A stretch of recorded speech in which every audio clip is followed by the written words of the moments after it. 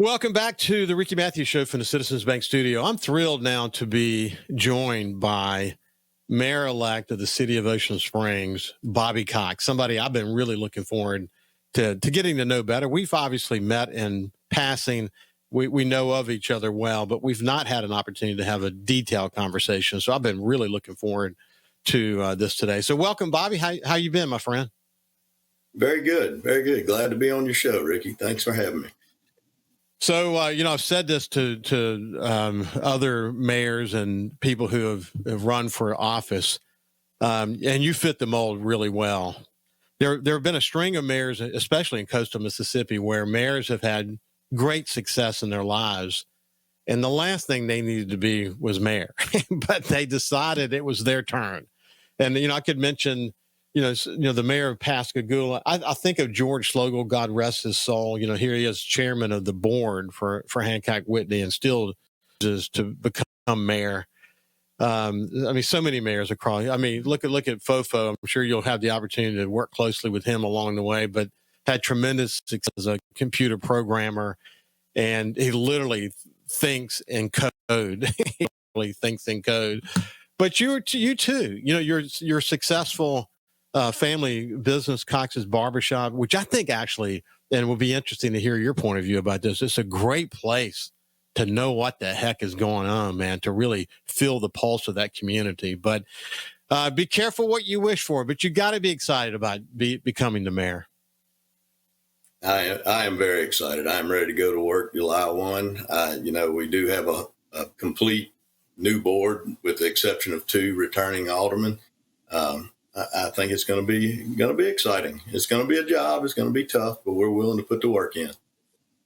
So, if my math is right, you were on you were on the board of aldermen for 13 years. Did I get that right? Correct. 13 years. I got elected in a special election. Yeah, you got it. That's right, exactly. But we'll come back to the politics of life and all of that.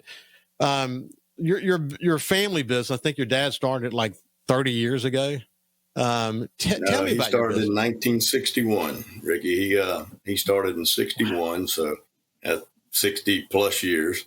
Wow. And my uncle also was a barber, and so he had his barbershop north of Ocean Springs. My dad was in downtown Ocean Springs, and I've been there now. In August will be 36 years. So yeah. It has been very good to our family.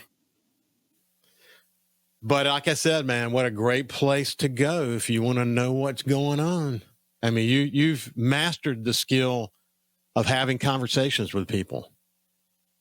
Well, I do a lot of listening, and that's the best thing to do as a barber. You sit there, you listen, you can say a few things, but overall, you do a lot of listening in the barbershop. But you're correct as far as being the place to get the information, because my dad was also alderman and alderman at large. So it's been that for years. People come to the barbershop to talk about politics, to talk about baseball, football, hunting, fishing.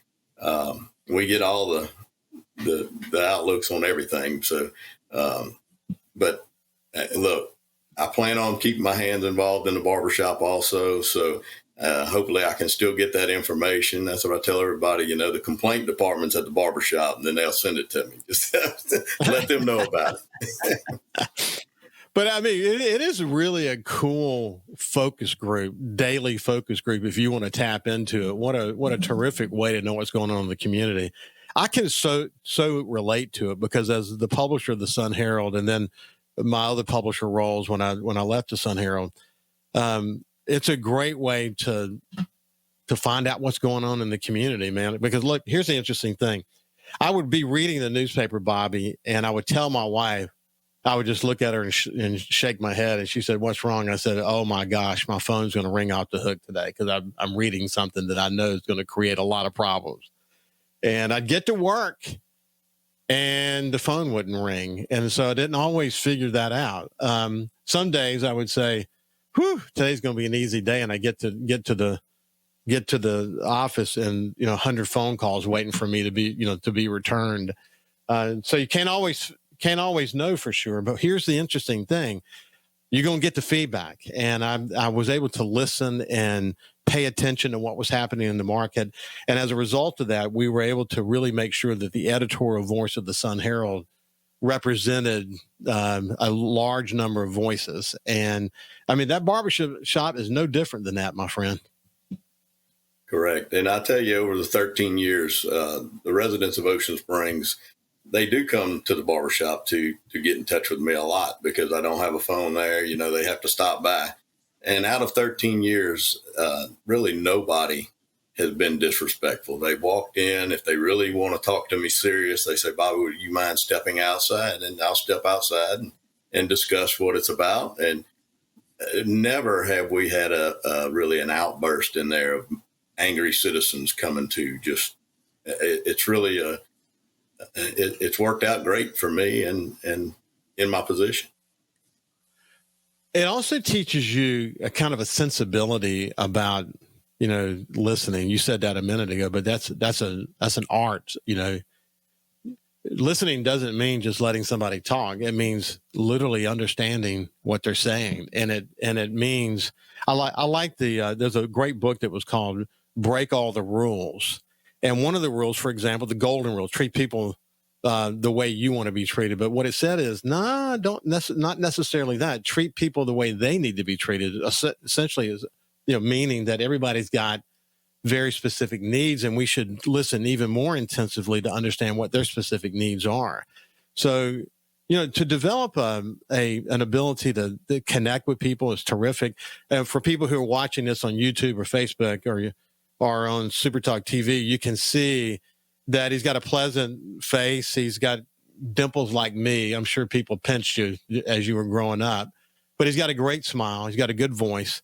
And I can tell, that you're an active listener when we're talking, and I'm sure people connected to that. So I can see where that would be disarming, even if someone disagreed with you. Thank you, Ricky. I try my best. I definitely won't make everybody happy, but it won't be because of lack of effort. Well, listen, one of the things I've often said about Ocean Springs, you can say this about Pass Christian as well, but when we used to do readership studies, the highest readership in the entire coastal region of the Sun Herald in those days, we used to do readership studies at least every other year. The penetration of leadership of readership into the Ocean Springs market was extremely high, like 80+% on adults. Which is really off the charts if you think about it. What that told you is that there's a high level of engagement, that there's a high level of literacy, there's a high level of awareness and engagement. And maybe if you fast forward to today, maybe the biggest change that's occurred is that the newspaper sadly doesn't play as big a role, but the news options are still out there. You still got a very literate resident in Ocean Springs. And what you also have is the very passionate one, and they will tell you when they don't like how something is going. And one of the things that came out was that even in those days, there was a large number of people who lived in Ocean Springs that still was connected to what we would refer to as a bedroom community. And then you fast forward to today. I think one of the reasons you got elected is because the voters did not perceive that we were doing a good job of finding the balance between this Ocean Springs that people are connected to and the aspirational Ocean Springs where economic development was becoming a big part of what they didn't feel like people were listening to them about how to balance that. Is that the way you would describe it? I would. The economic development, it all hit at one time. Communication is key, and I think our communication lacked. We just did not communicate with the residents good enough to have them receive it. It just did not go over well. The urban renewal plan, the communication, the way that was delivered just started off on the wrong foot. And also the way I put it, Ocean Springs likes natural growth, and it was starting to feel like more of a forced growth and a timeline growth. And I think we need to let it happen naturally. I'm definitely not against growth, and I'm not against development. I'm a small business owner. I love entrepreneurship. I think people understand that, but it needs to be communicated well and, work together and let's move forward. I know when you're trying to develop something next to residents, those residents should have a voice. And that's something we need to pay attention to. Yeah, I think it's a common problem, not just for Ocean Springs, for any community. If they get the feeling that something's being done to us, this is happening to us instead of with us, it can make a huge difference.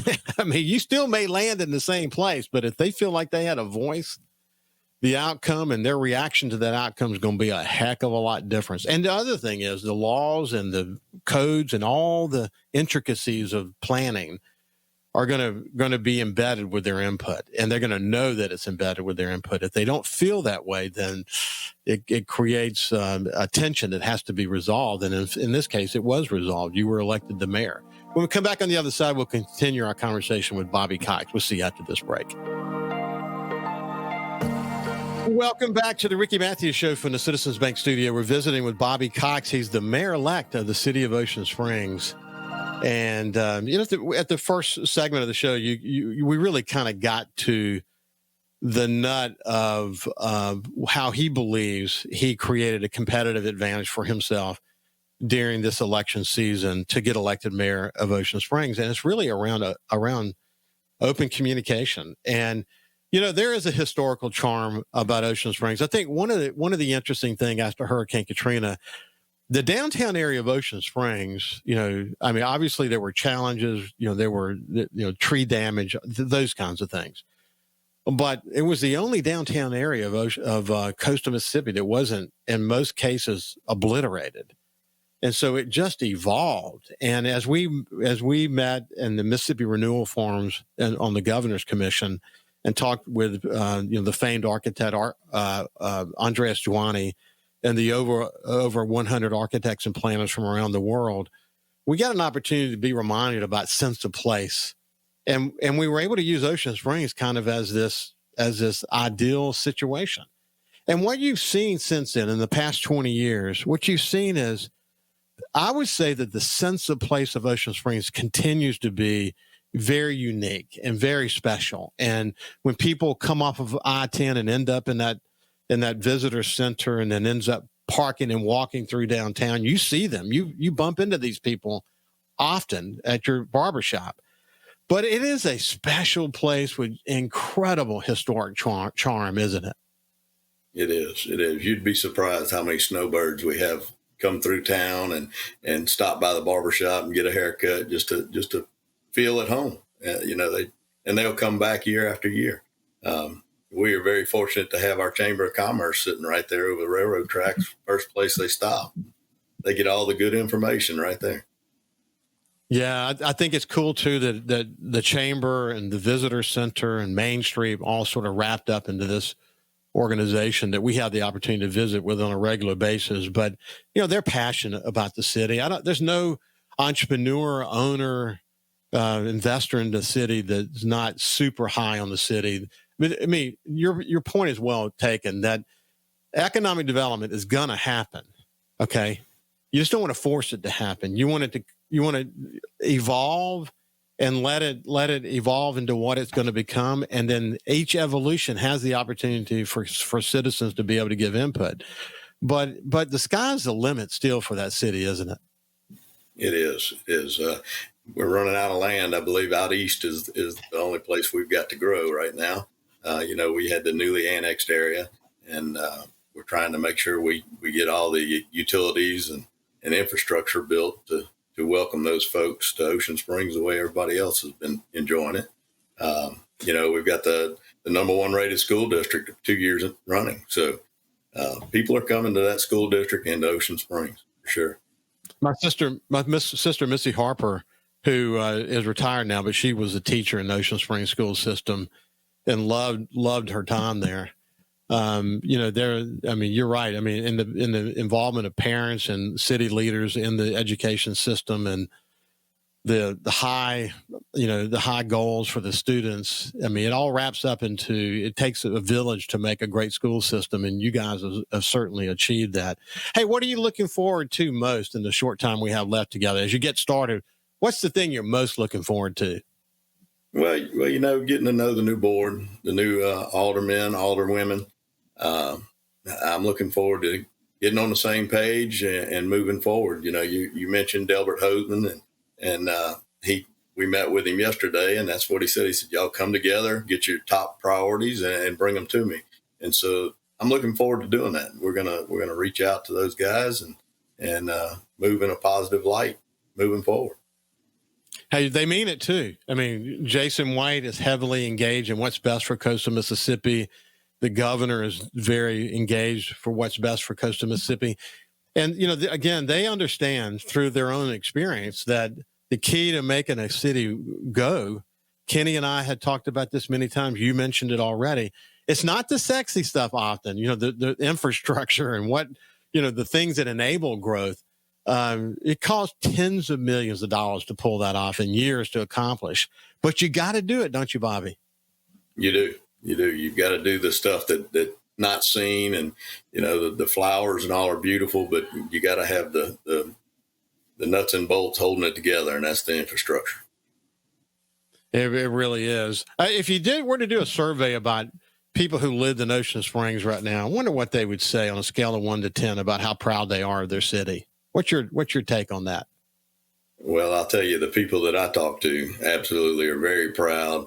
We welcome visitors, we welcome the tourists, but